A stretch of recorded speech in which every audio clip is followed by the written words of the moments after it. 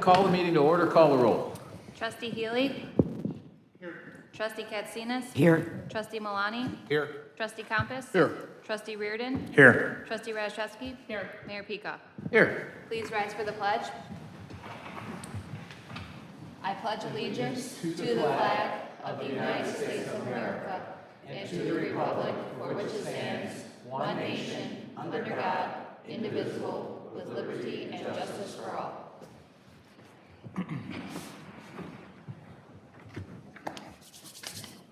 Approval of the February 20th, 2023 Committee of the Whole minutes. Mr. Mayor, Trustee Katsinas. I move to approve the minutes of the regular meeting of the Committee of the Whole of February 20th, 2023. Second. Call the roll. Trustee Katsinas? Aye. Trustee Malani? Aye. Trustee Healy? Aye. Trustee Compass? Aye. Trustee Reardon? Aye. Trustee Rashevsky? Aye. Mayor Peacock? Aye. An ordinance amending Title IX, Chapter 9, Section 7 of the Orland Park Village Code regarding parking restrictions, recommended amended ordinance. Mr. Chairman, Trustee Malani. move to recommend to the village board to adopt an ordinance entitled, an ordinance amending Title IX, Chapter 9, Section 7 of the Orland Park Village Code regarding parking restrictions. Second. And so the board is aware, comes out of a working group that we have regarding some of our code violation issues, and this is over to the east of Harlem, where we have some issues overnight in some of those in that business district. Mr. Mayor, I think I think there are people here from 70th Court, and I don't know if you want them to speak after. If they would like to speak now, the limits are 3 minutes. There's somebody here that wants to talk?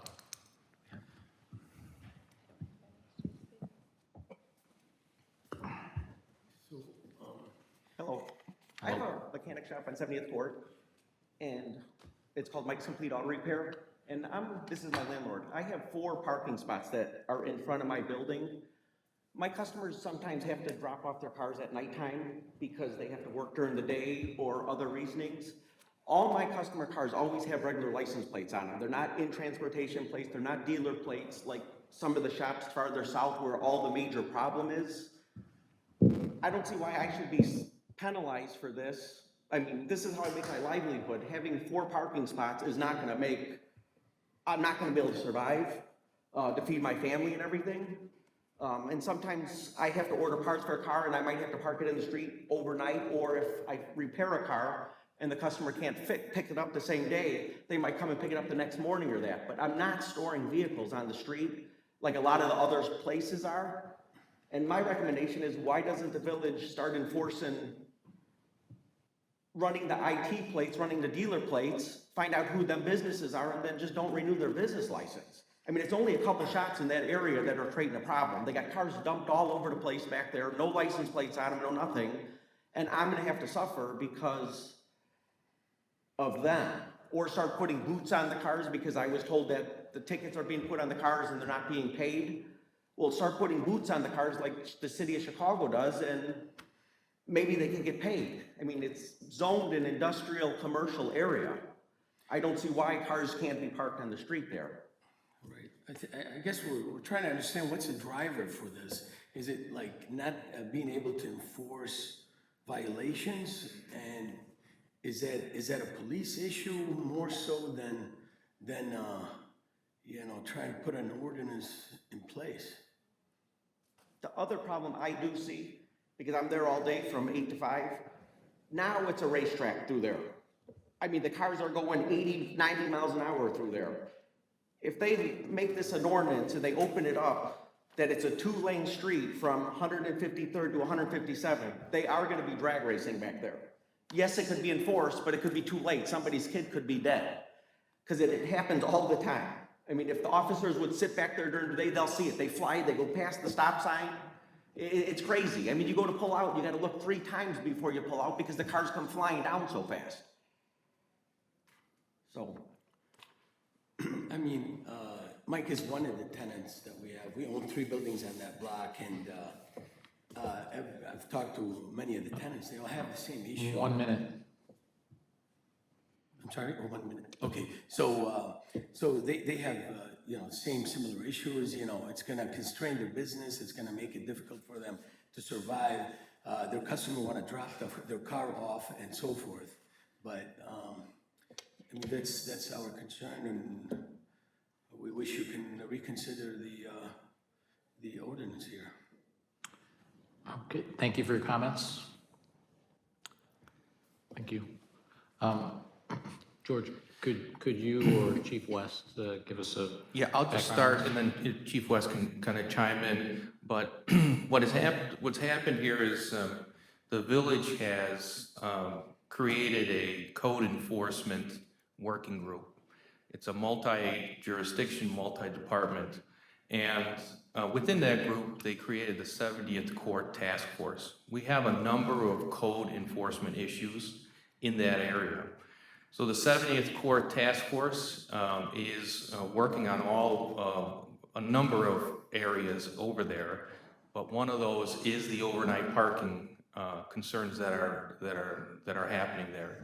And Deputy Chief West, maybe if you could just talk about some of those concerns. Sorry. Yeah, that's correct. So what we're having over there is that we have a working group task force, like George said, we're dealing with the interior parking issues. But unfortunately, as the gentleman even said, we have cars being stored on the street over there. We do not allow storage of vehicles on village streets. And we have car carriers dropping off cars with no license plates. You run the VINs on, they come back to the last vehicle owner. You don't know who the cars come back to. So this is designed to keep those cars off the street, put them back in the parking lot if there's ample parking, and then free our staff up to do other things. Like if we're having speeding vehicles over there, now we can address that versus constantly dealing with the working group and what's going on over there at 70th Court. But the core issue is that although I sympathize with the business owner, there is no storage of vehicles on village streets. We do not allow it. And in his own testimony that they are parking cars and storing them there. So hopefully this will solve that problem. Any other comments from the board?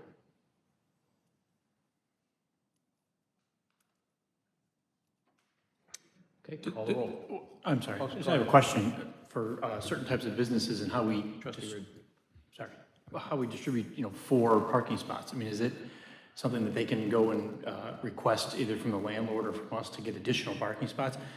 I'm trying to think ahead. If this problem is solved by what the police are going to do, it should free up spots in there because there shouldn't be any that aren't supposed to be there.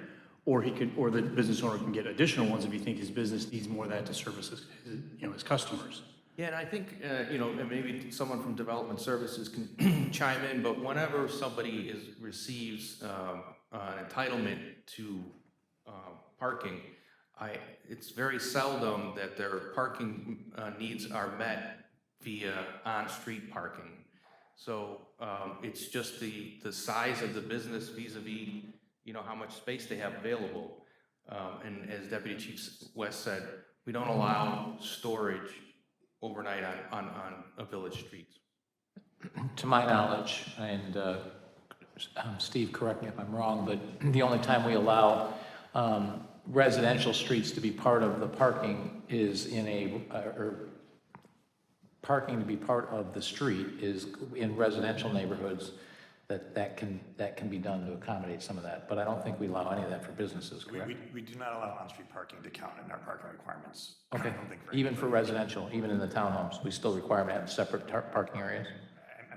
I don't know that answer off the top of my head about the townhouses, but I know that in commercial areas that the required parking has to be provided on site or else they have to get a variance. Right. Okay. Any other questions or comments? Call a roll. Trustee Malani? Aye. Trustee Compass? Aye. Trustee Healy? Aye. Trustee Katsinas? Aye. Trustee Reardon? Aye. Trustee Rashevsky? Aye. Mayor Pika? Aye. George, let me ask you a question. Is this on for the next, for this meeting? Yes, it is. It's a consent item at the 7 o'clock meeting. Okay. Can we, we'll pull that off and put it on the next meeting? And could you, in the meantime, just figure out if there's any development services, any options for the business owner, give them some options? Will do. And let us know what those, before we make a final approval, you can get us that information. Message received. Thank you. SportsPlex and FLC HVAC Improvement Project, ITB 23-009. Mr. Mayor, Trustee Reed. I move to recommend to the village board approval awarding ITB 23-009 Sportsplex and FLC Frank Loby Center HVAC improvement projects to Amber Mechanical Contractors for a total amount not to exceed $1,631,700, $1,554,000 plus 5% contingency of $77,700. Second. Are there any questions or comments? Call roll. Trustee Reardon? Aye. Trustee Rashewski? Aye. Trustee Healy? Aye. Trustee Katsinas? Aye. Trustee Malani? Aye. Trustee Compass? Aye. Mayor Peacock? Aye. Customer service policy? Mr. Mayor, Trustee Radiszewski. I move to recommend to the village board to adopt the customer service policy. Second. Any questions or comments? Mr. Mayor? Trustee Healy. When I read this policy, and I just can't believe we're voting on this. This is kind of common sense. Why is it, I don't get it. But you have to tell people how to talk? I mean, I know, and if they don't do it, you know, I just find it like, how does it get all the way up here to tell people to be nice on the, I mean, I don't know. I'm just wondering, it just seems like such a trivial matter that should be fundamental to everybody. That's my comment. Any other comments? Mr. Chairman, Trustee Compass. just a general comment. I've already shared this with the village manager. I have no issue with the contents of it. I think it's good training material. I think there's a lot of good tips and suggestions in there. I think my main concern was that to label it a policy felt a little bit strong. I think it's really more of a job aid or a resource tool for the department, or for the various departments. I'd almost like to see, if we're gonna write a policy on this, that we have a little bit more precise language, that's true policy language rather than tips and suggestions. Any other comments? So my take on it was also, as I went through this, it looks like a training document, it doesn't look like policy. And when I think of policy, I think of something that we can hold people accountable for, including, you know, God forbid we have to, you know, terminate someone for not following a policy, right?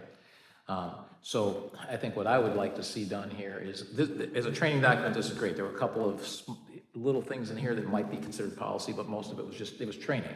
And I think as a training document, it was great.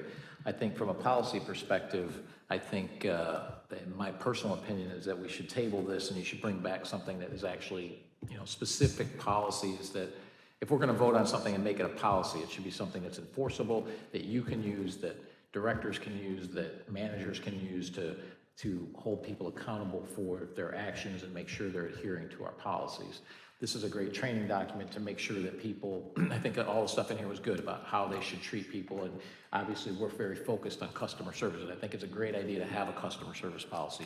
But I think in this particular case, this looks a little bit more like a training doc than policy itself. And the policy would be shorter and specific to what you can hold an employee accountable for. So maybe if I could suggest, we are going through and revising our human resources manual. So we'll make elements of this. We'll incorporate that into the manual. But in the meantime, we will, as we had planned, we will start our training of all of our staff.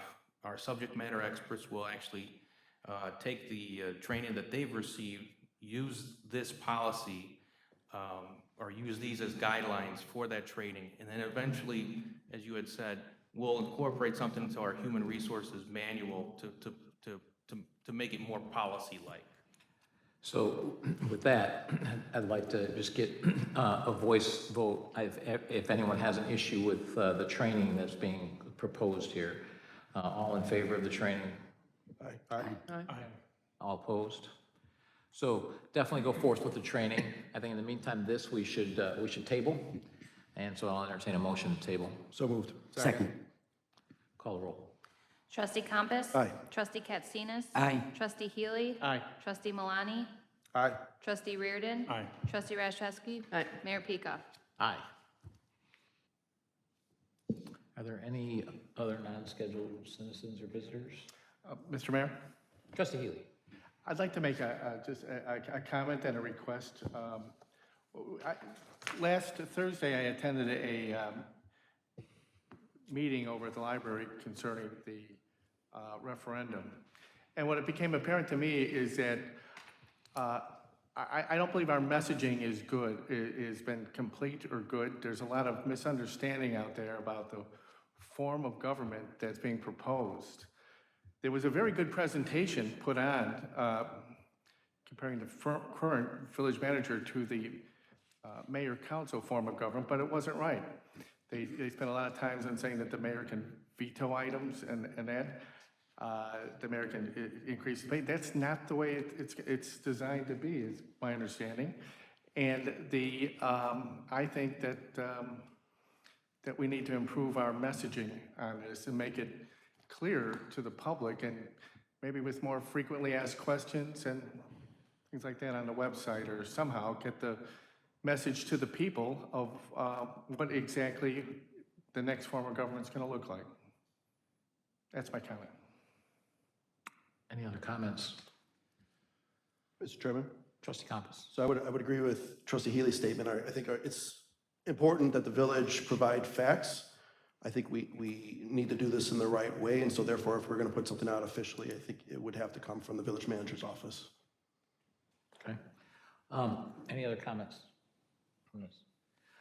I guess my take on it is that I have heard about the meeting, and I've obviously seen what's out there, and yes, it's being compared to a manager-council form, or a mayor-council form of government, which is not at all what we're going to be. We're going to be a village trustee form of government. So there's a lot of misinformation being given, and residents need to get the correct information. What I would propose or suggest is that we should probably have a frequently asked questions, George. I mean, it's something that we could probably do in a short video or something you could do and just put up there and say, hey, these are the facts. Have our attorneys review it. These are the facts. These are the frequently asked questions that we're getting. We know what a lot of those questions are. We put that together, and I'm sure we can put that together and do a quick couple-minute video.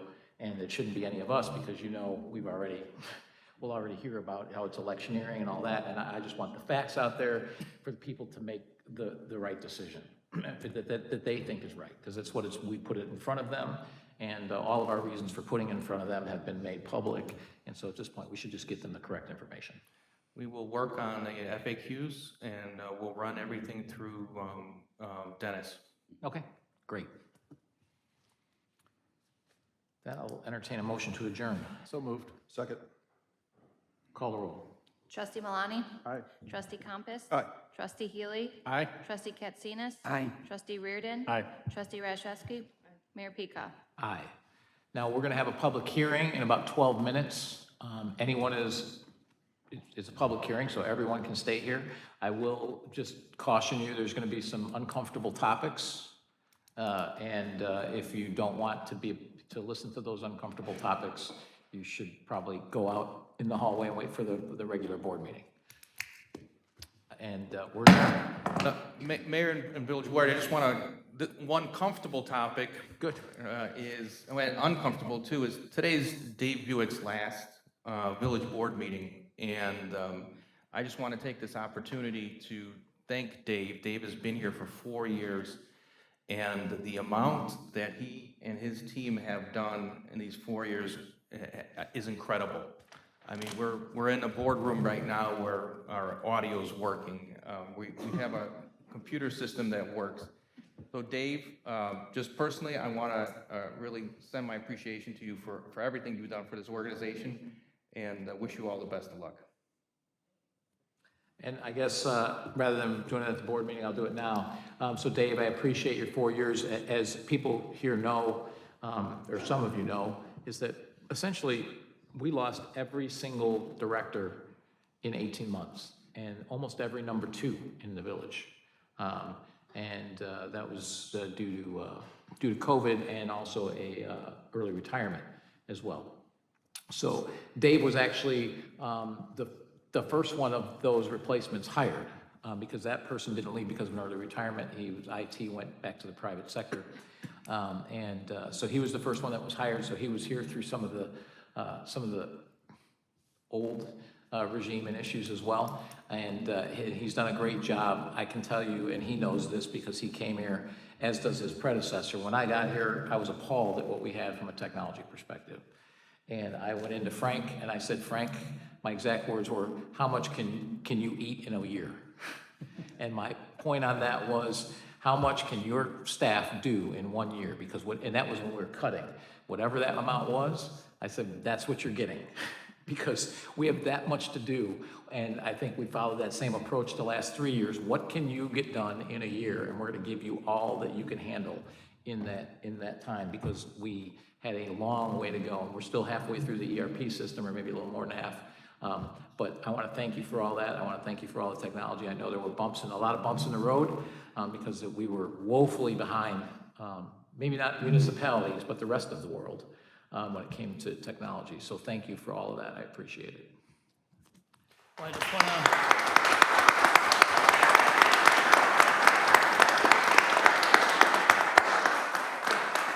With that, you got about 8 minutes until our hearing. It was a team effort, and I appreciate the support from the board, the leadership, the other directors and departments. We couldn't have done it without everybody's input and help and so forth. It was a great accomplishment for the village. Thank you. Thank you.